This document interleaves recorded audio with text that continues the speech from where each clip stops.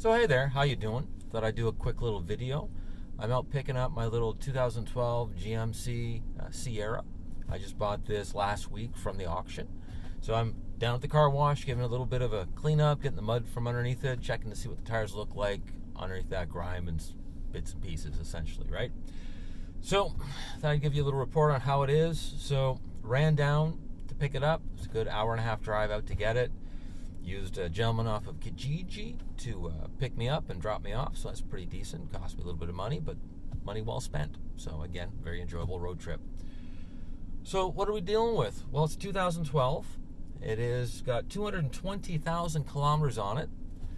So far, the drive back was pretty uneventful, which I was very surprised because the price point that I bought this vehicle at, I was going to assume it was going to be C's brakes and a complete write-off, essentially.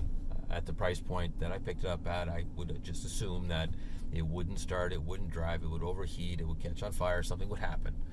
But the drive home was uneventful. So we had one little check engine light come on. That was for a knock sensor, and it was related to a pulley. So we just lubricated the pulley up, got it moving freely again, and it wasn't rocking back and forth making a weird little noise. It cleared the engine code. So who knew? So that was easy. I've got an airbag light on that I'm almost certain is one of the sensors in the front bumper. It looks a little rusty and corroded. We'll have to replace that and see if that resolves that. I think that's pretty minor from that standpoint. Air conditioning works, heater works, all the power sources seem to be functional. The seat has a little bit of wear, some duct tape on it, which is kind of normal for a work truck. Interior, surprisingly, very clean for what it is.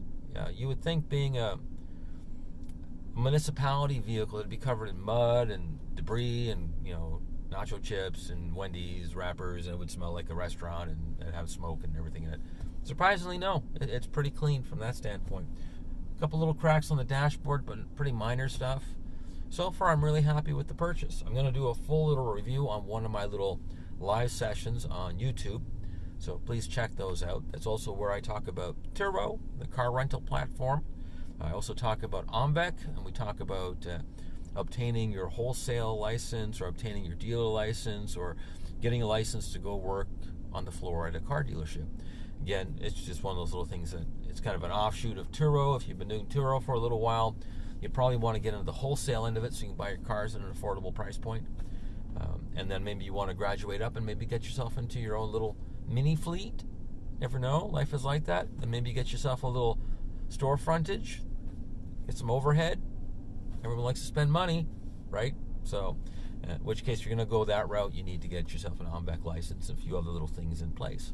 So I thought I would go through that process. We're about 9 months into it, and I said I would do a year of Turo to see what it's like.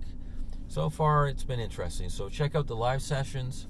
I'd appreciate that. If you're into Turo or you just find some of this stuff fascinating, my production value is incredibly low. You're getting a shot off of phone, and you're getting my iMac camera in front of my desk. So we're not talking little snips and fun edits and all sorts of wonderful little things. We're not getting that. You're getting a straight shot, no script, straight conversation.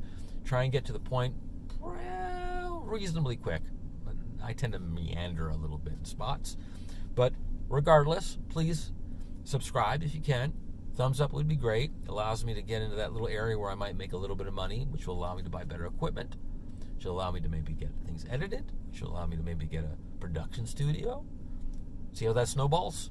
Next thing you know, I'm doing it full time. You can never know. Life's like that, right?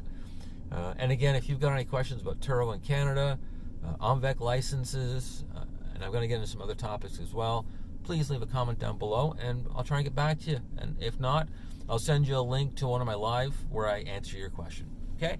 Have a pleasant and enjoyable day.